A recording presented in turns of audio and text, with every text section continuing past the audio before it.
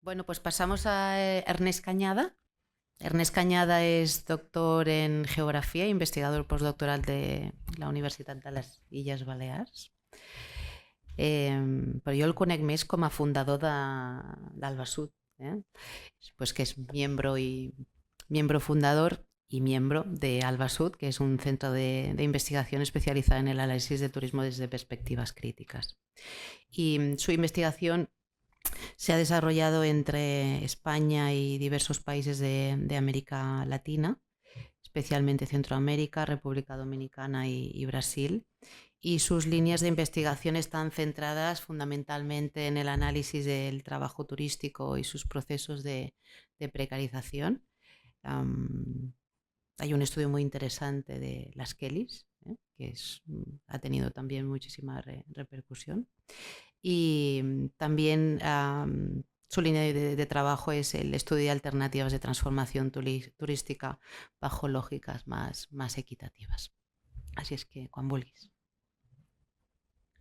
Gracias, Sole. Bien, muchas gracias por invitarme, por poder compartir este espacio.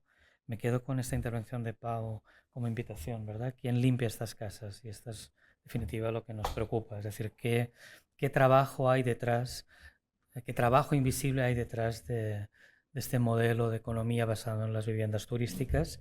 Y de alguna manera, ¿qué dinámicas de precarización laboral están asociadas a esta actividad?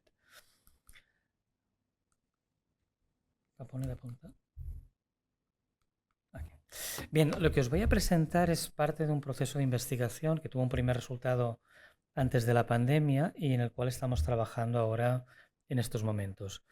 Lo primero que hicimos fue un informe que publicamos en Albasud sobre precariedad laboral e intentar entender qué trabajos se generaban y dónde estaban los riesgos de precarización laboral. Y luego publicamos un capítulo dentro de este libro que coordiné Jorge Sequera, Sé lo que hicisteis el último verano, sobre un resumen del informe.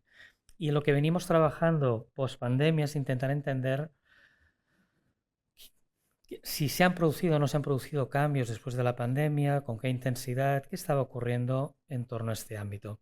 Y era necesariamente un trabajo a largo plazo, por la propia dificultad que tenía poder entrar en contacto con las trabajadoras y los trabajadores de este sector. Es decir, hay un proceso de selección de con quién hablas que parecía más de un investigador privado que de un investigador académico. Es decir, encontrar con quién hablar que te pueda contar qué está ocurriendo.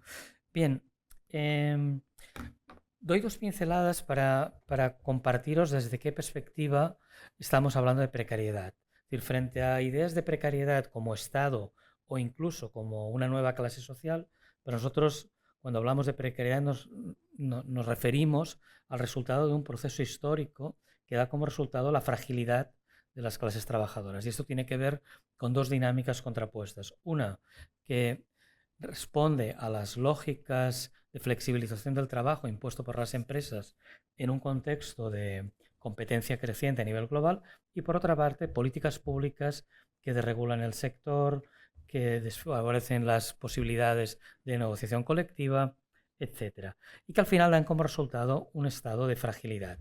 Y para ello, cuando hablamos de precariedad, nosotros nos fijamos en esta idea de multidimensionalidad y utilizamos este trabajo de Jerry Rogers de hace unos cuantos años, que luego hemos ido sofisticando en sus distintas dimensiones sobre qué entraba o no dentro de la precariedad, pero al final de alguna manera venimos dando vueltas en torno a estas 5 dimensiones de las que hablaba Jerry Rogers, que algunos agrupan de una manera o de otra, pero que básicamente tienen que ver con la inestabilidad y la incertidumbre en la relación con tu lugar de trabajo, la falta de protección social, los bajos salarios e inciertos, la degradación de las condiciones de trabajo que te exponen a situaciones de riesgo y finalmente una débil capacidad de negociación, tanto individual como colectiva.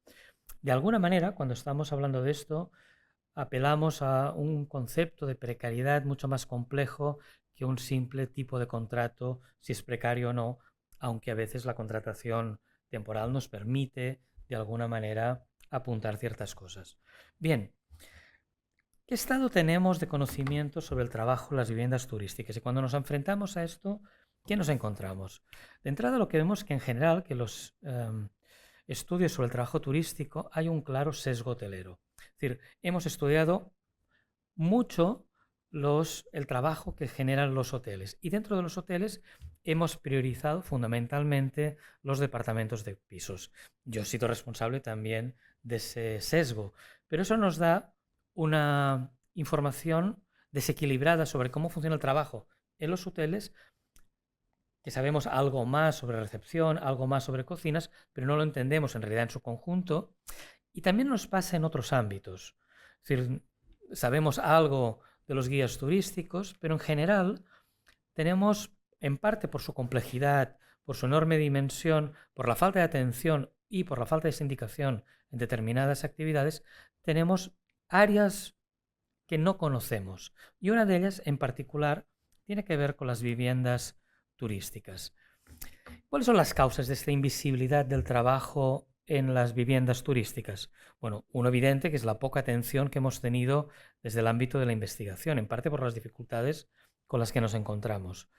Otras tienen que ver con las propias prácticas empresariales regulatorias, también por la fragmentación y la invisibilidad de muchas de estas unidades productivas, es decir, no saber exactamente dónde están y quiénes son, incluso que los trabajadores no se puedan reconocer unos con otros, y sobre todo, como fruto de estas dinámicas, por la falta de presencia sindical en este tipo de estructuras empresariales. Todo esto ha dado como resultado que hemos investigado poco, sabemos poco, tenemos un conocimiento escaso, los sindicatos no negocian nada dentro de ese tipo de estructuras empresariales y estamos sin un ámbito de conocimiento.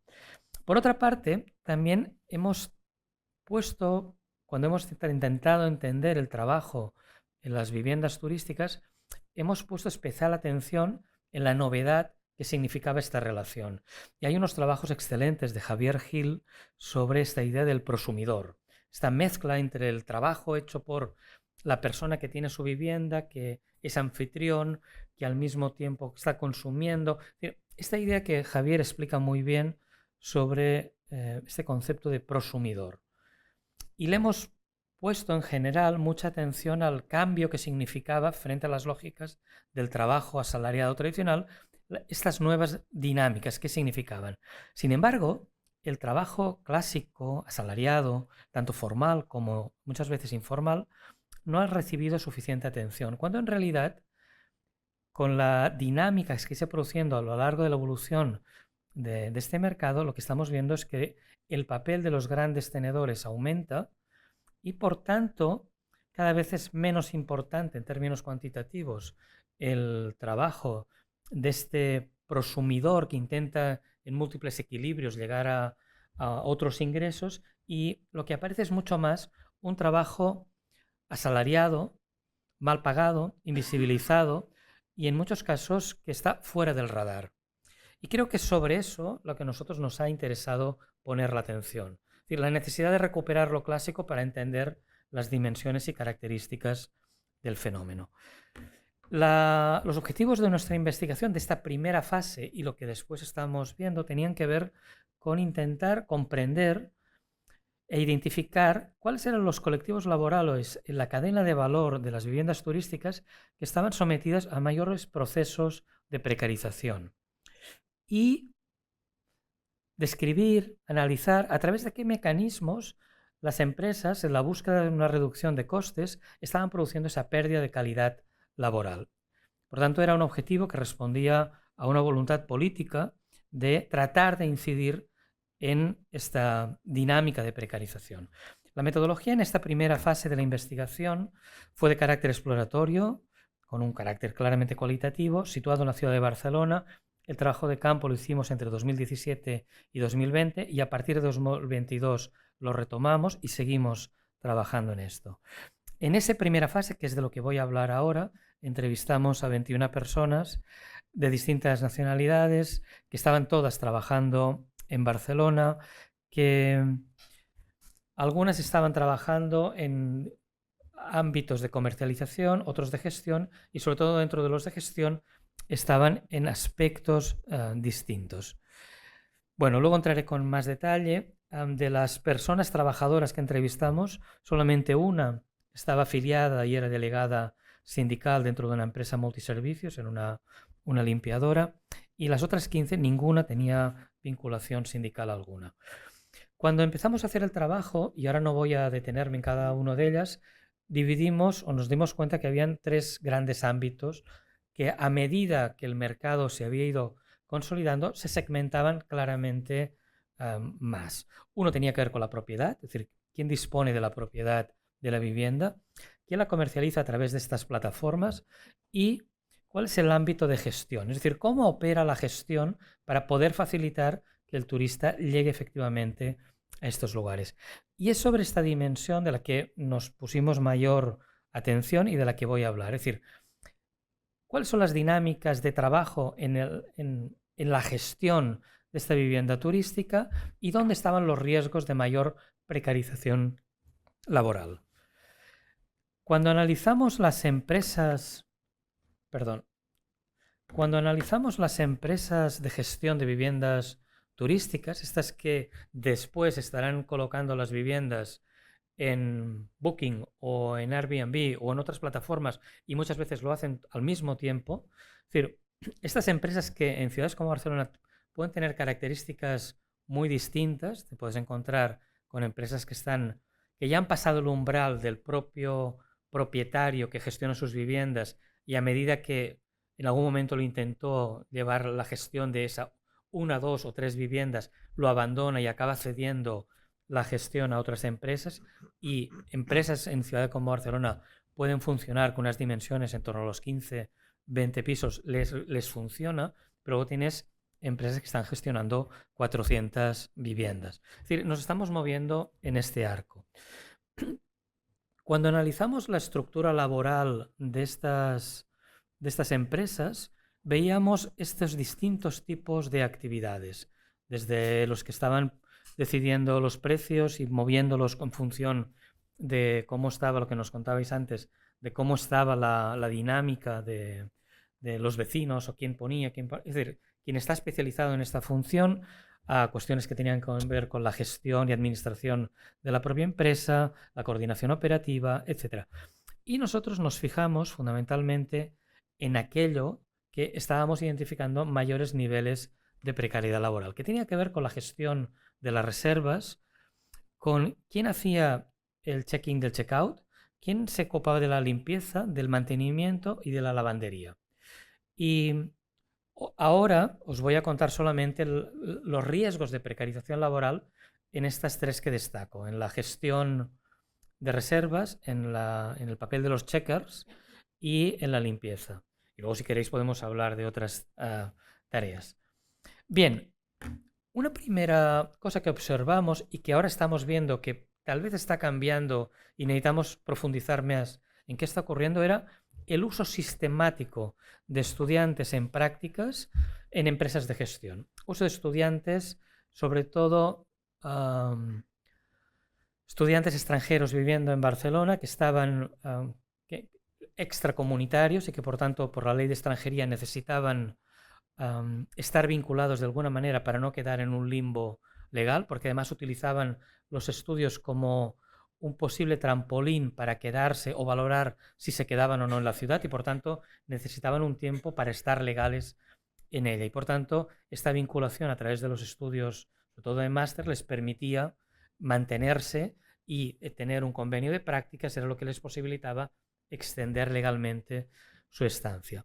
No significa que siempre vayan a quedarse, aunque pasen los 3 años y puedan empezar a regularizarse, pero muchas veces valoran si se quedan y necesitan, para poder valorar esto, este tiempo para poder hacerlo. Y esto ha generado una estructura laboral que utiliza claramente, de modo estructural, estudiantes en prácticas que están a jornada completa con retribuciones que pueden oscilar entre los 200, los 500 euros al mes. Y de alguna manera, lo importante era que estaban ocupando puestos de trabajo estructural, que cuando entrevistabas te dabas cuenta que los tiempos de formación eran muy cortos y que además unos a otros se estaban formando. Es decir, que no había una estructura. Recuerdo una empresa que de 23 empleados, 21 eran estudiantes en prácticas, incluso el que hacía los contratos. Entonces, no estamos hablando de una orientación hacia la formación, sino estamos hablando de trabajo estructural ocupado por personas que tienen unas determinadas necesidades.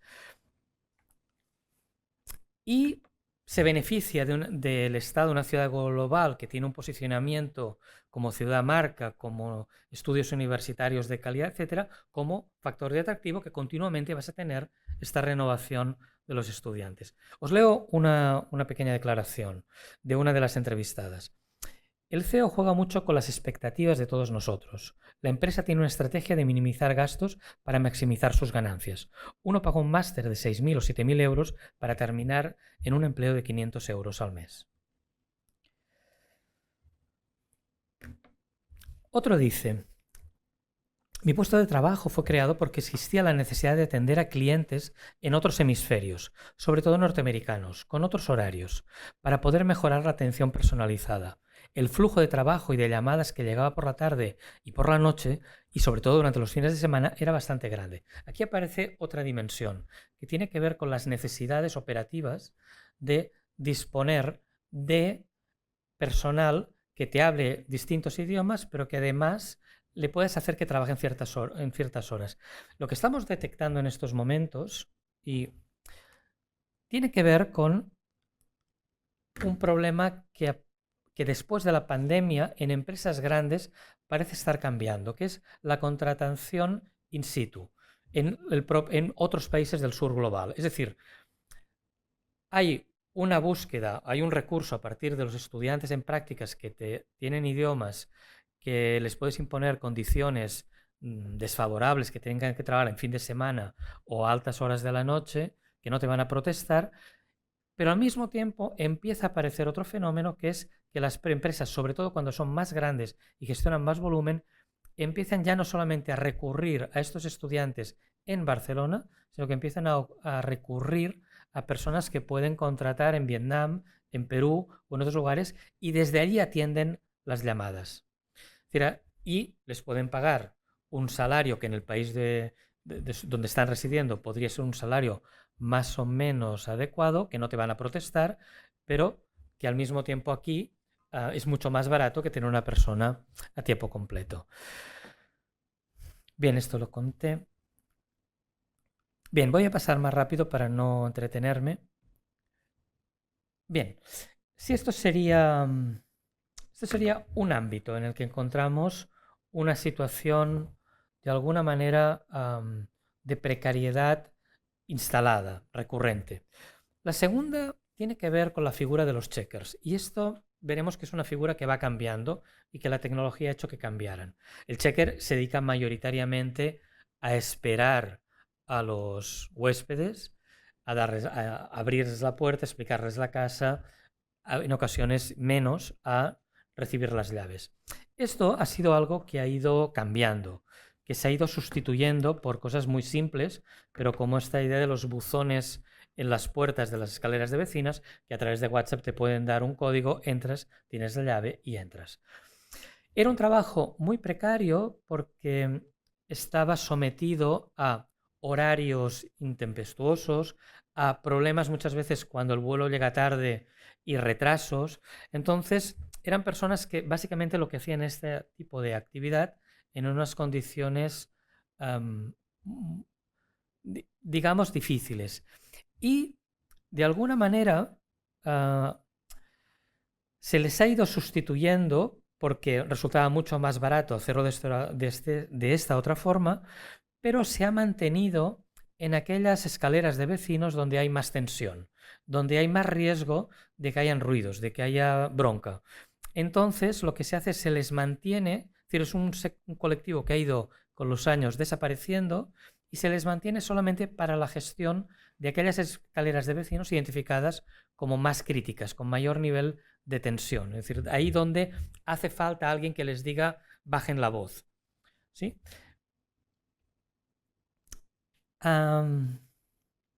Bien. Dejadme que os lea esta declaración.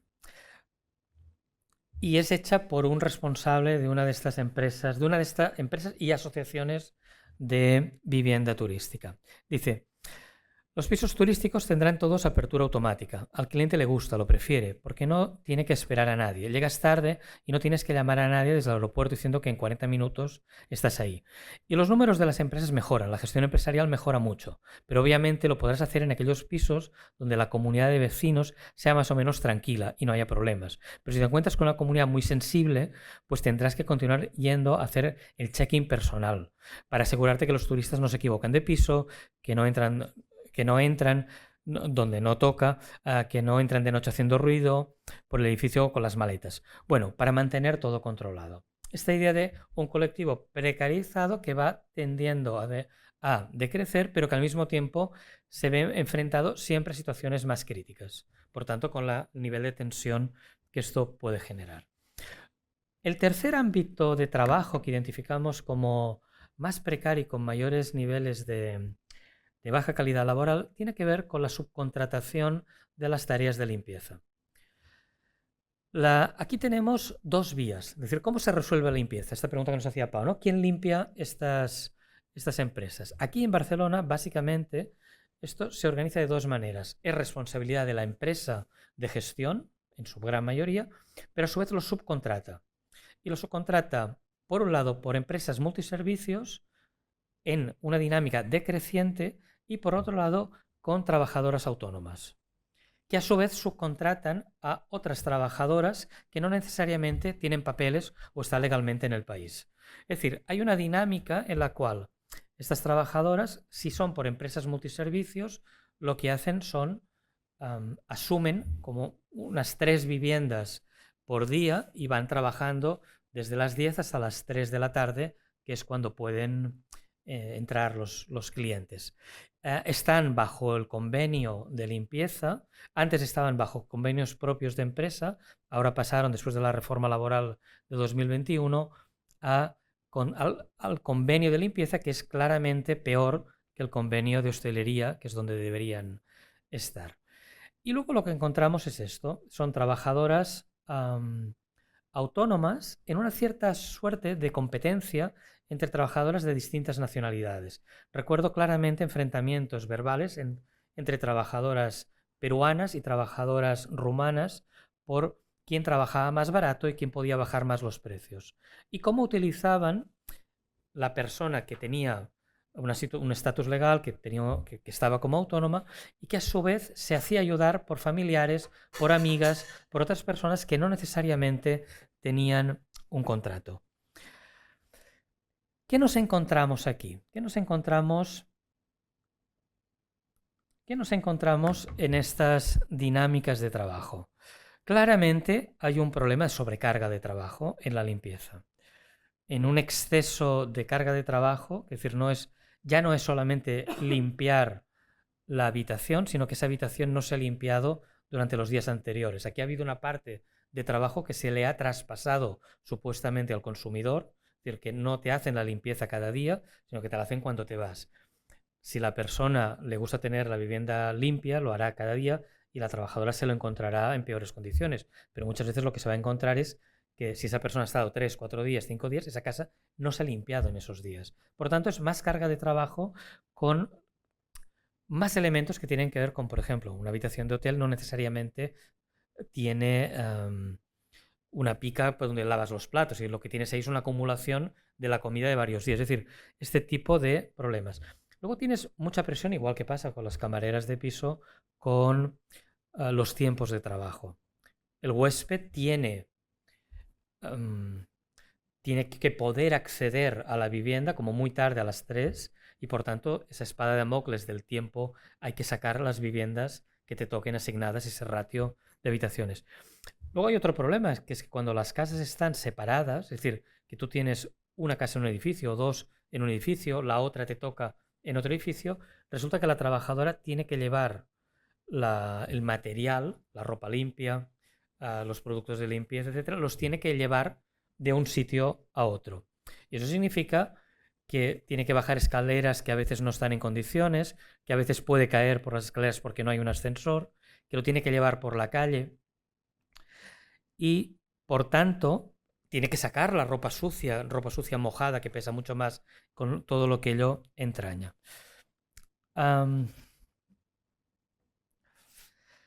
Mirad lo que decía una trabajadora de una empresa multiservicios.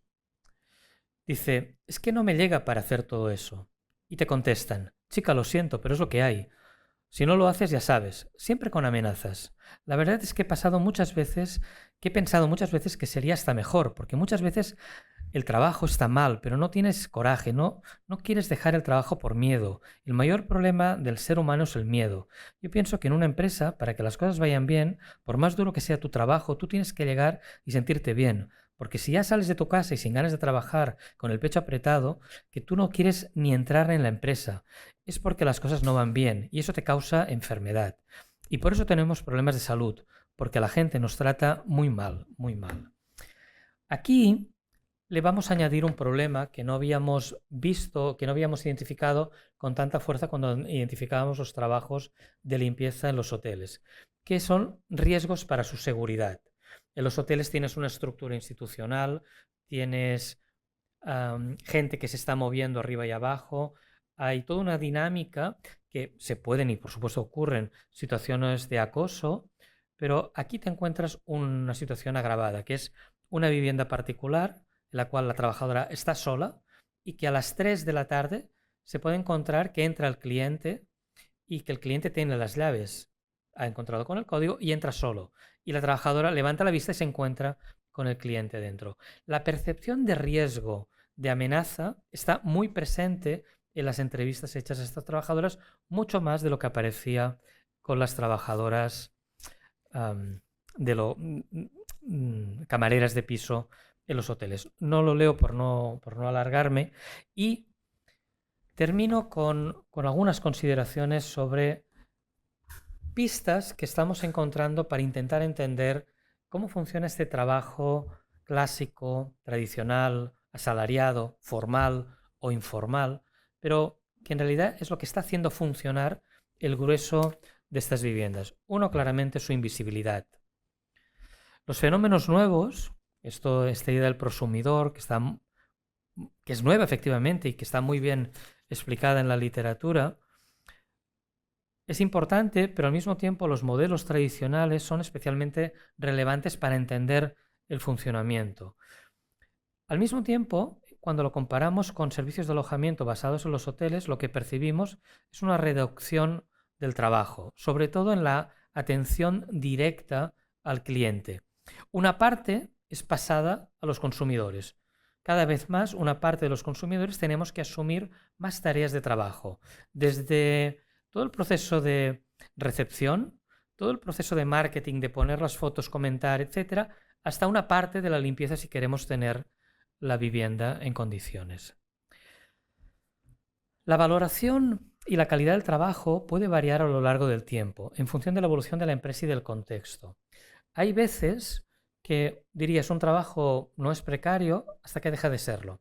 Y aquí lo que nos hemos encontrado es que cosas que al principio identificábamos que tenían más o menos unas ciertas condiciones, a medida que la empresa se consolida, tiene sus procesos más establecidos, más claros, algunas de estas cosas están cambiando. Es decir, que no podemos decir que el trabajo sea siempre precario bajo las mismas condiciones, sino que necesitamos mirarlo a lo largo del tiempo en función de cómo está evolucionando los propios procesos de la empresa y los propios dinámicas del contexto.